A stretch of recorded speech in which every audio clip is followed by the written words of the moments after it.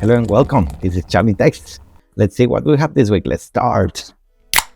Well, and we start this week talking about the situation with the prime minister, right? Like, right now, what is going to happen?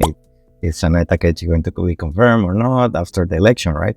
Because we had this internal election where they say, okay, she won and she's going to be pretty much the candidate to be the prime minister. But it seems like now the Communist Party kind of split with the Liberal Democratic Party. So for this coalition is not anymore, so they cannot really come with those votes in the parliament to confirm Sanae Takaichi. So now it seems like the party needs to negotiate with the opposition to see if they can get this confirmation.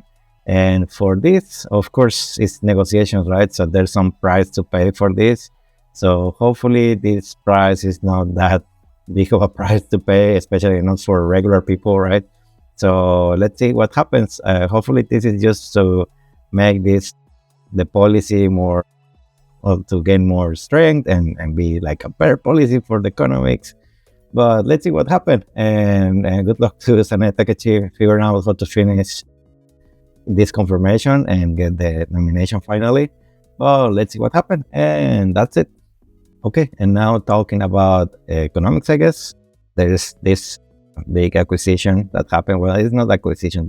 They didn't acquire the company, but they acquired a big percentage of it. So basically PayPay, which is like a sub-company of SoftBank. And I don't know, probably if you're in Japan, you use it in one way or the other. But yeah, PayPay, you can pay anything with it, anywhere. So basically, they are acquiring 40% of the stock of Binance Japan. Binance Japan, basically, is a crypto exchange. So this may indicate a movement that maybe PayPay is trying to move a little bit from the traditional finance into the cryptocurrencies. So a more digital financing. But they've already been doing this for a while. They have like even you can invest in their app, and so they have many services. So I guess this may indicate that they may be working in something with also with Binance. But well, I'm just speculating. But it seems like a good indicator, I guess. So let's see what happens with them. And well, I think this is a good moment in the right way for technology, I guess. And let's see what happens. And that's it.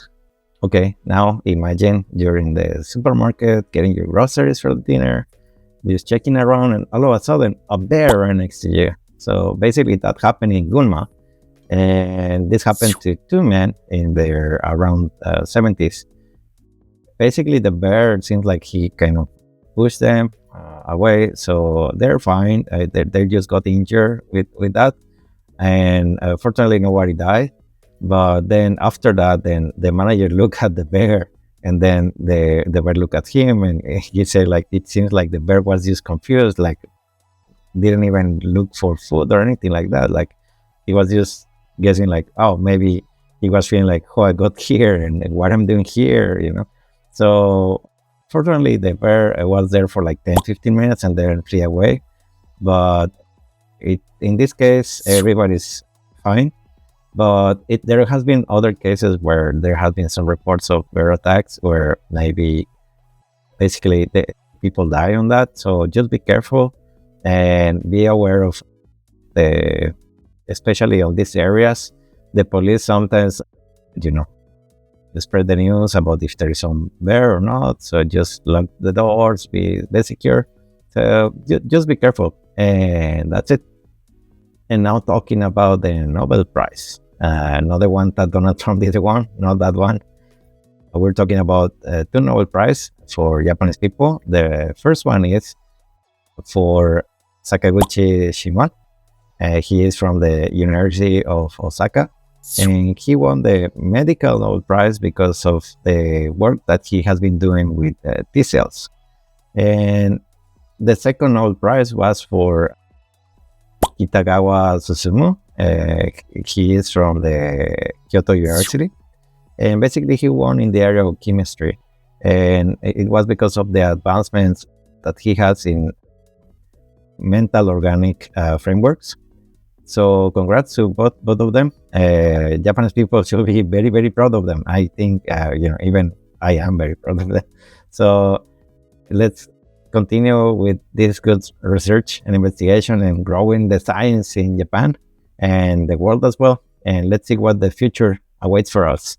And that's it. Well, now talking about crime news, a man has been apprehended in Nigata. Basically, he has been stalking a 20-year-old woman. And well, from my concept of stalking, this is more than that because basically he breaks in her home a couple of times, not only one, like many, many times. So then she went to the police. She complained about the situation. They investigate. He confessed to this actually, and basically he was saying like he is breaking in and to confess, complain about he's not being corresponding, romantically speaking. But the problem, like from her point of view, is like it's even worse because she doesn't even know him.